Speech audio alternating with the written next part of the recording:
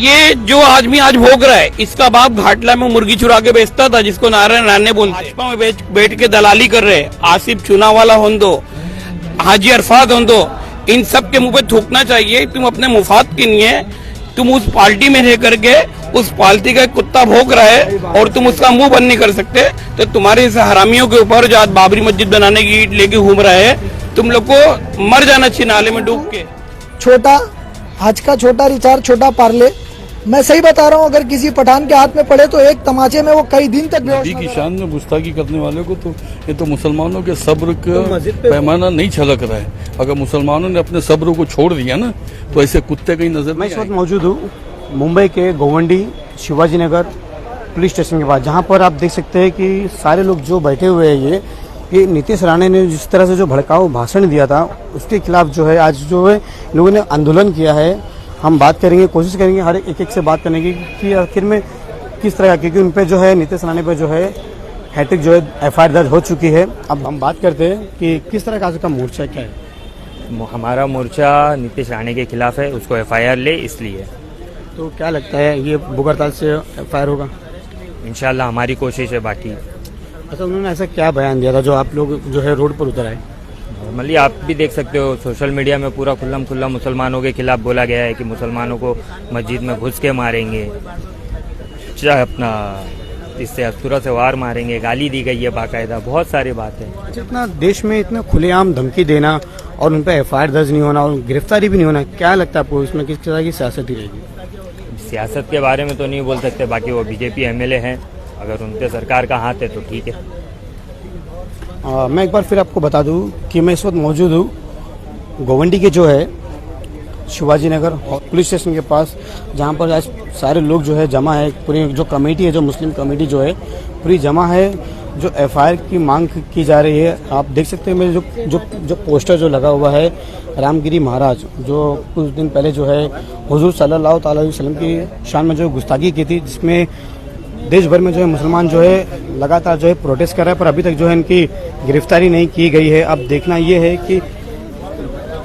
कि अभी गिरफ्तारी होती या नहीं है। अभी हम और लोगों से बात करेंगे, कोशिश करेंगे कि इस मामले को जो किस नज़र से देखते हैं, क्या मुंबई पुलिस एफआईआर दर्ज करके उनको गिरफ्तार करेगी।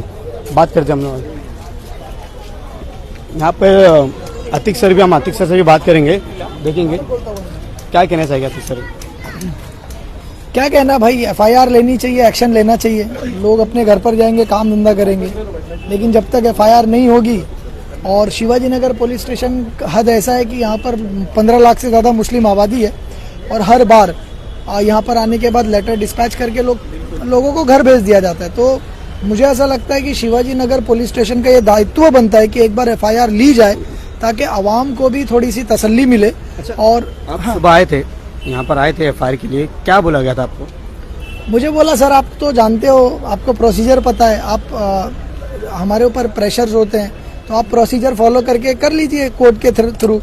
तो हमने डिस्पैच करके लिया, डीसीपी क्या डिस्पैच करके लिया, कल कोर्ट के थ्रू करने वाले जो करना है। इसी बीच में अगर कोई मुस्लिम कैंडिडेट अगर ऐसा कुछ भड़काऊ भाषण देता तब तक तो वो गिरफ्तार भी हो जाता, और ऐसे में नीतीश राणे जो है अभी भी खुलेआम घूम रहा है। गिरफ्तारी नहीं होता, पूरे नेशनल मीडिया के ऊपर उसको टेररिस्ट, पाकिस्तानी, बांग्लादेशी, अफगानिस्तानी सब बना देते थे। बुलडोजर भी चलता था, उसके घर पर बुलडोजर चल गया होता। तो मुझे भी अब ऐसा लगने लगा है कि कानून जो है एक बना था, लेकिन कानून के रखवालों ने उसको दो नजरिए से देखना शुरू कर दिया है। धर्म के हिसाब से कानून जो है अप्लाई किया जा रहा है, तो ये बिल्कुल भी नहीं होना चाहिए। एक ही चश्मा होना चाहिए, कानून सबके लिए एक बराबर है। आर्टिकल 14 जो इंडियन संविधान का, कॉन्स्टिट्यूशन का, वो बोलता है इक्वालिटी बिफोर द लॉ और equal protection of the law. तो इक्वालिटी बिफोर द लॉ और equal protection of the law ये दिखना चाहिए एक्शन में, जो कि सिलेक्टिव एक्शंस दिखते हैं। अब इक्वालिटी बिफोर द लॉ और equal protection of the law भी नहीं नजर आ रहा है। तो अभी क्या लगता है, पहले रामगिरी महाराज को समर्थन भी कर रहे हैं और खुलेआम जो है धमकी भी दे रहे, बाजू में पुलिस वाले भी थे, उनको गिरफ्तार भी कर सकते थे, एफआईआर भी दर्ज होती थी, पर अभी तक कुछ नहीं हुआ। देखिए, भाजपा और जो शिवसेना शिंदे गठ है उनका कोई समीकरण बन नहीं पा रहा है। उनका समीकरण नहीं बनने की वजह से इलेक्शंस मुस्लिम का दंगा करवा दिया गया महाराष्ट्र राज्य के अंदर। इसीलिए वो एक प्रोग्राम किया गया, रामगिरी महाराज का इस्तेमाल किया गया, और उसी प्रोग्राम के अंदर खड़े रहकर शिंदे जो सीएम है वो बोलते हैं कि इस आदमी की तरफ अगर किसी ने उंगली भी उठाई तो उसको छोड़ेंगे नहीं। देखिए, क्रिमिनल रामगिरी महाराज ने क्राइम किया, वो क्रिमिनल और क्रिमिनल को बचाने के लिए, कोर्ट की प्रक्रिया से बचाने के लिए एग्जीक्यूटिव खड़ा हो जाता है। भारत देश के अंदर ये पहली बार हो रहा है जो एग्जीक्यूटिव जो है क्रिमिनल्स को बचा रहे हैं, और उसके बाद स्टेज लगाकर ये नफरती चिंटू, छोटा हज का छोटा रिचार्ज, छोटा पार्ले, मैं सही बता रहा हूँ, अगर किसी पठान के हाथ में पड़े तो एक तमाचे में वो कई दिन तक बेहोश नजर आएगा। वो कुत्ते की तरह भौंक रहा है, खारिजदा कुत्ते की तरह। नितेश राणे, इसके जैसे कुत्ते जो है आकर स्टेज से बोलते हैं मस्जिद में घुस घुस कर चुन चुन कर मारेंगे। तो ये सारी चीजें जो है दर्शा रही हैं कि मुसलमानों को उकसाकर उनके किसी तरह से उनके भावनाओं को ठेस पहुंचाकर राजनीति की जाए, राजनीति चमकाई जाए। तो क्या लगता है सिर्फ मुसलमानों को टारगेट किया जा रहा है यहाँ पर? देश में जो है एक तरफ का जो पहले कहते हैं नरेंद्र मोदी जी कहते हैं कि सबका साथ सबका विकास, पर ऐसा नजर में नहीं आ रहा है। अरे नरेंद्र मोदी जी भी वही आदमी है, जो उसी आइडियोलॉजी के आदमी है जो कपड़े देखकर पहचान लेते हैं। तो कपड़ा देखकर पहचानना और ये राजनीति, ये भाजपा की राजनीति है, और भाजपा जो है राजनीति किए जा रही है। तो भाजपा की इस गंदी राजनीति को, देश के बांटने वाली राजनीति को, महाराष्ट्र का स्वार्थ बिगाड़ने वाली राजनीति को पुलिस और जो ऑफिसर्स हैं उनको, मैंने सुबह केस भी बताया था कि Shaheen Bano versus union of state का केस है, यूनियन ऑफ इंडिया का केस है कि पुलिस ने सुओ मोटो लेना चाहिए। तो नीतीश राणे को उठाकर अरेस्ट कर सुओ मोटो लेकर अरेस्ट करना चाहिए, और उसको जब तक इलेक्शन खत्म नहीं होता तब तक बाहर छोड़ना नहीं चाहिए, ताकि वो कुत्ते की तरह दूसरे स्टेजों पर भौंक सके मुसलमानों के खिलाफ। तो क्या लगता है अगर आज FIR दर्ज नहीं होगी तो फिर इसी तरह से जो है मजमा बना रहेगा? अब ये देखिए, आवाम है, इनको किसी ने बुलाया नहीं है यहाँ पर, ये खुद से आए हैं। कई लोगों को पता चलेगा, वो और आएंगे। तो मुझे लगता है कि पुलिस प्रशासन ने FIR भी लेनी चाहिए और सख्त से सख्त कार्रवाई भी करनी चाहिए, ताकि लॉ एंड ऑर्डर का मामला जो है वो खराब ना हो और लोग संयम बरतकर अपने घरों पर वापस चले जाएं। देखिए इतने देर से लोग यहाँ पर हैं, सैकड़ों की संख्या में, लेकिन किसी ने कोई नारा नहीं लगाया, शांति से बैठे हुए हैं, रोड जाम नहीं कर रहे। ये दर्शाता है मुसलमान कितना अपने आप को संविधान के प्रति समर्पित कर रहा है और संविधान पर कितना ट्रस्ट कर रहा है। लेकिन बार बार अगर इनका ट्रस्ट तोड़ा जाएगा तो कहीं ना कहीं लॉ ऑर्डर का मसला जो है बनने की आशंका है। तो लॉ एंड ऑर्डर खराब ना हो, इसके लिए मुझे लगता है कि DCP Zone 6 वो खुद आना चाहिए। उन्होंने FIR बनाकर लोगों को अपने हाथ से, लोगों के हाथों में FIR सौंप कर और यहाँ से जाना चाहिए कि भाई हमने FIR ले ली, अब आगे की कड़ी कार्रवाई जो है नीतीश राणे जैसे कुत्तों को, पागल कुत्ते को जहाँ पर बांधे जाते हैं देवनार के अंदर, लाके वहीं पर डाल देना चाहिए, उसको तो जेल में भी नहीं डालना चाहिए। इस तरह का कुछ कड़क कार्रवाई करना चाहिए। चाचा आप क्या कहोगे सर? आप भी आए हो यहाँ पर, क्यों आए हो? हम अपने नबी की शान में गुस्ताखी करेंगे तो आएंगे ना भाई। हमारी किस तरह की मांग आप करोगे? हमारा मांग है उसको अरेस्ट किया जाए बस। आप क्या कहना चाहोगे? को अरेस्ट करना चाहिए।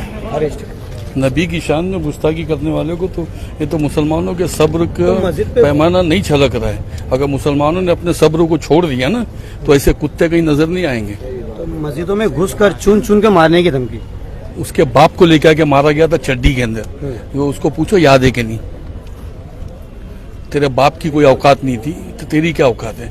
तो पुलिस की आड़ में ये सब खेल खेल रहा है। हाँ? तो एक मरतबा ओपनली आके देख क्या होता है क्या नहीं होता। तो कानून को चाहिए कि वो सब्र के अंदर जो मुसलमान हैं उनको जो भी उनकी कार्रवाई है FIR वगैरह ले और उस पर कानूनी कार्रवाई करें, और ना कि हमारे सब्र का मतलब वो करें। आप क्या कहना चाहोगे? मैं ये कहना चाहूंगा कि इमाम अहले सुन्नत सैयदी आला हजरत ने फरमाया कि रसूलुल्लाह की अजमत के आगे सारी चीजें कुर्बान है। सरकार की अजमत के ऊपर अगर दोनों आलम के मालिक मुख्तार ताजदार के खिलाफ अगर कोई बोलेगा तो हमारी आल औलाद कुर्बान, हमारा घर परिवार कुर्बान। और अगर ये नफरती, जैसे हमारे भाई ने बताया कि नफरती कुत्ता अगर ये चुप नहीं होता है तो वो उन सियासी दलालों से जो भाजपा में बैठ के दलाली कर रहे हैं, आसिफ चुनावाला हों दो, हाजी अरफात हों दो, इन सब के मुंह पे थूकना चाहिए। तुम अपने मुफाद के लिए तुम उस पार्टी में रह करके उस पार्टी का कुत्ता भौंक रहा है और तुम उसका मुंह बंद नहीं कर सकते। तो तुम्हारे इस हरामियों के ऊपर जो आज बाबरी मस्जिद बनाने की ईंट लेके घूम रहे हैं, तुम लोग को मर जाना चाहिए नाले में डूब के। और हम तो सरकार की शान में सब खत्म है, हमें अरेस्ट करेंगे तो हम अरेस्ट होने भी तैयार है। अजमत मुस्तफा के आगे सारी बातें खत्म है। तो क्या लगता है FIR होगी? भाई हम लोग कल रात से मेहनत कर रहे हैं। सुबह अतीक सर को घर से पुलिस वालों ने डिटेन भी किया था, और अभी मुझे एक दोस्त का फोन आया कि हजारों की तादाद में लोग शिवाजी चौकी का घेराव कर चुके। तो हमको जैसी कॉल मिला हम आ गए। यहाँ किसी मजमे को किसी अवाम ने बुलाया नहीं है। ये अवाम के अंदर एक जज्बा है और लोगों को पता नहीं, अगर पता होता तो ये बहुत बड़ी तादाद में लोग होते। और असल में मेरा बोलना ये है कि भारत का जो कानून है, डॉक्टर बाबा साहब भीमराव अम्बेडकर ने एक कानून बनाया कि हिंदू और मुसलमान के लिए एक रहेगा, इसका फर्क नहीं किया जाएगा, लेकिन यहाँ पे भेदभाव हो रहा है। अगर ये कुछ बोलते हैं सरकारी कुत्ते तो इनके ऊपर कोई कार्रवाई नहीं होगी। ये अब्दुल रहमान बोलता तो जेल की सलाखों के पीछे होता।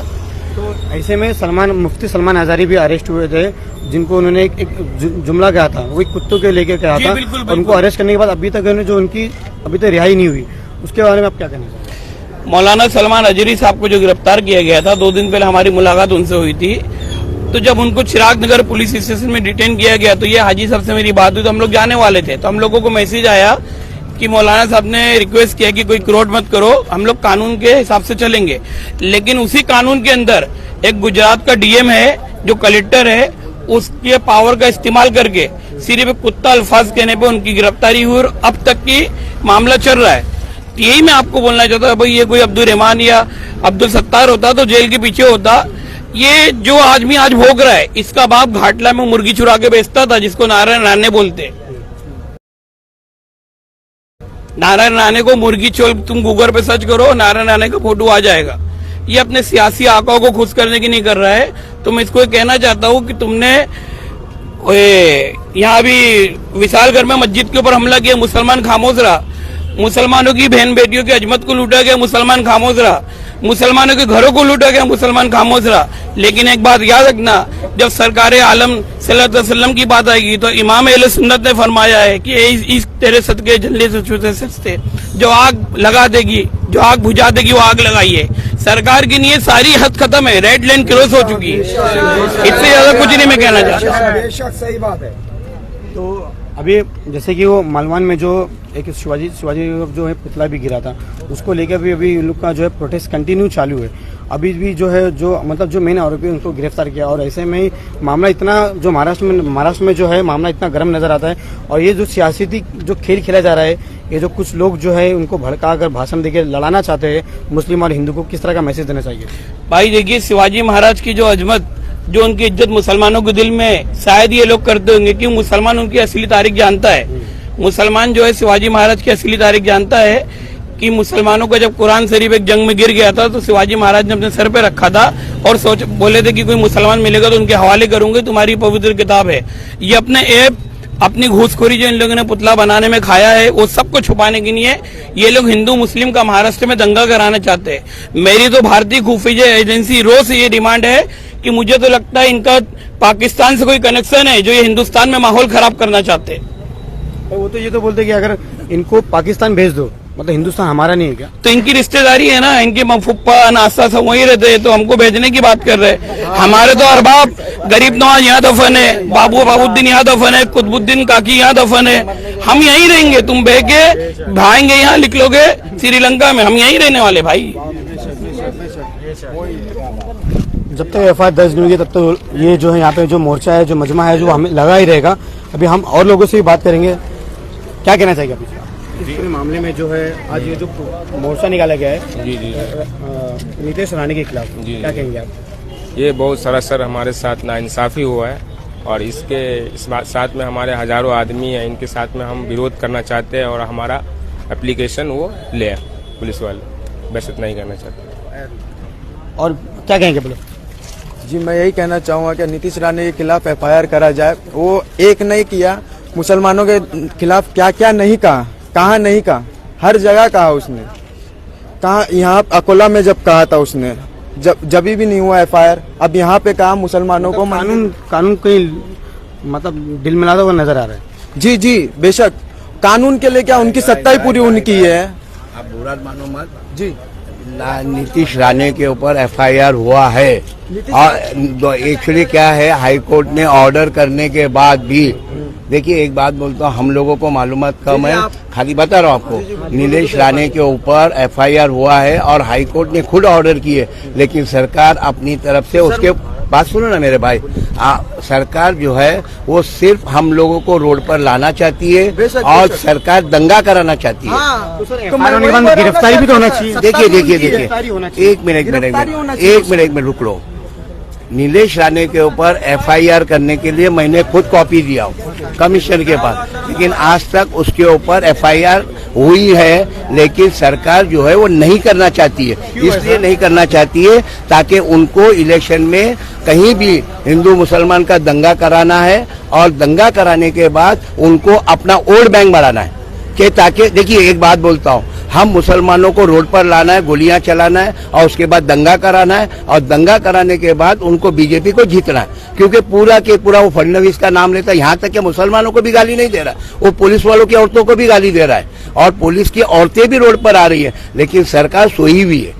अब सोई हुई सरकार को हम नहीं एक ढोंग करने वाला आदमी जो होता है ना, उसको मैं उठा नहीं सकता, लेकिन सोए हुए आदमी को उठा सकता हूँ। अच्छा, सीएम एकनाथ शिंदे जी भी जो है रामगिरी महाराज को समर्थन कर रहे थे। देखिए, आज सबसे पहली बात तो ये देखिए, हम मुसलमान बटे हुए हैं। एक मुसलमान जब पार्लियामेंट के अंदर अगर मुसलमान दलाली करता है, अब मैं वो लैंग्वेज नहीं बोलना चाहता हूँ, लेकिन मुसलमान दलाल हो गया है।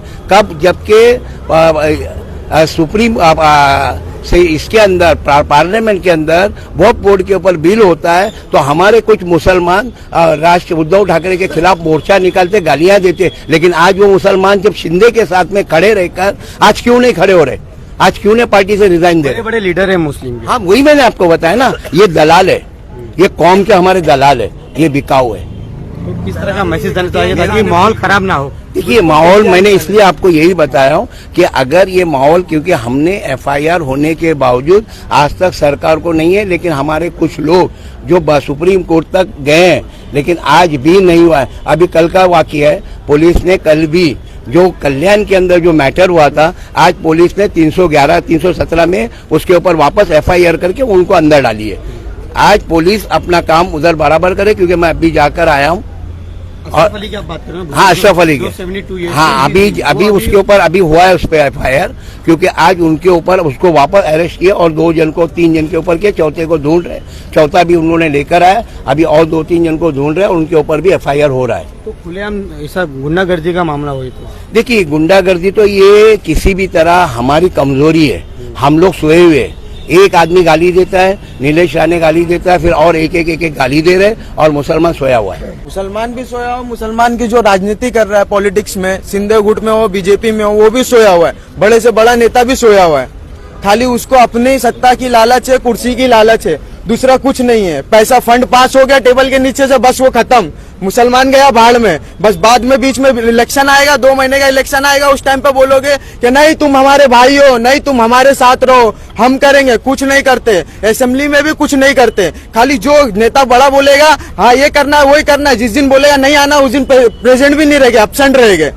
क्या चीज के लिए एब्सेंट है? नहीं ऐसा हो गया था, क्या हो गया था वो नहीं पता। बस इलेक्शन के टाइम पे हम तुम्हारे साथ है, हम तुम्हारे साथ रहेंगे, जो भी रहेगा हम कहेंगे। कुछ नहीं कहते, कुछ भी नहीं होता है। ये जनता ही जो है, जनता ही करती है, बस दूसरा कोई नहीं कहता है। ये छोटा मेरे बच्चे कितना ये जो बोल रहा है, क्योंकि आज है ना, बकरे की कीमत होती है कितना, मतलब 600 रुपया किलो गोश्त जाता है। मुसलमान कितने में बिकता है? 200-250 रुपये में। 200-250 रुपये। एक मिनट बेटा, अभी तूने बोला इसलिए मैं बता रहा हूँ, क्योंकि मुसलमान जब इलेक्शन आता है, हम लोग चंद पैसे लेते और उनके लिए काम करते।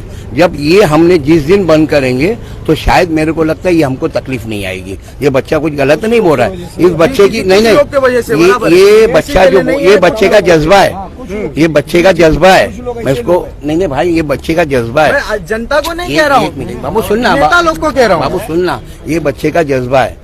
इस बच्चे के जज्बे को मैं सलाम करता हूँ, लेकिन कैसा है कि आज इसको लेगा, संभालेगा कौन? इस बच्चे को संभालेगा कौन?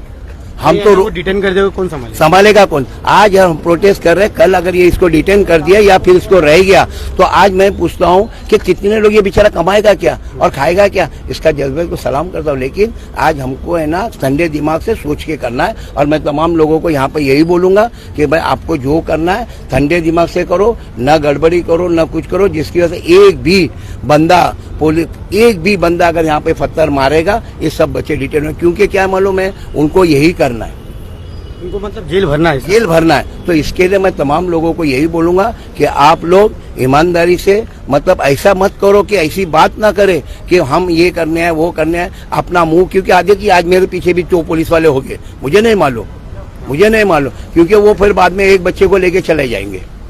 इसी वीडियो वायरल होने के बाद में जो है शकल से जो है उठाया जाता है। तो ये चीज है ना, मुझे कभी डर नहीं लगती है और मुझे कोई फिक्र भी नहीं होती है, क्योंकि मैंने बहुत झेला हूँ। अभी मेरी उम्र आधे से ज्यादा हो गई है। अब क्या है, कोई भी कुछ भी हुए तो मुझे फर्क नहीं पड़ता, लेकिन इन बच्चों का ख्याल रखना चाहिए। पर ये जो खुलेआम जो धमकी दे रहे हैं, इस पे कुछ तो रोक लगना चाहिए। देखिए आप कौन रोल लगाएगा?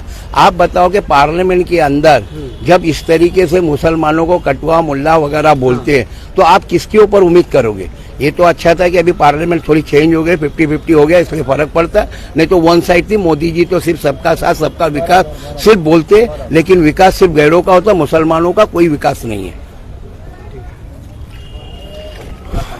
ये थी जो है जनता की आवाज़, जो है आक्रोश हो रही है पूरी जनता। और अब देखना ये है कि ये मोर्चा कब तक रहता है।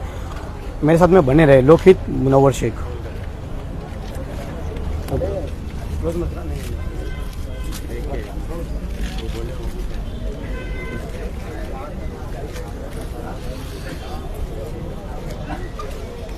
शांतिपूर्वक से जो है ये मोर्चा निकाला गया है। कोई शोर शराबा नहीं है, कुछ नहीं है। यहाँ पर जो है शांतिपूर्वक से जो है ये मोर्चा निकाला गया है। और मैं आपको बता दूं कि सुबह ही हमने इसकी अपडेट चलाई थी। नीतीश राणे के खिलाफ जो है FIR दर्ज करने के लिए मांग की गई थी, और इसी में जो है आज जो है पूरी जो जो मुस्लिम कमेटी जो है रोड पर आ गई है सिर्फ FIR दर्ज करने के लिए। तो अब देखना यह है कि मुंबई पुलिस और शिवाजी नगर, जहाँ पे मैं इस वक्त मौजूद हूँ, शिवाजी नगर पुलिस स्टेशन के जस्ट सामने ये जो मोर्चा है यहाँ पर आप देख सकते हैं। देखना है कि अभी किस तरह की जो है मोड़ लाती है, क्या इनको इंसाफ मिलता है, क्या FIR दर्ज होगी।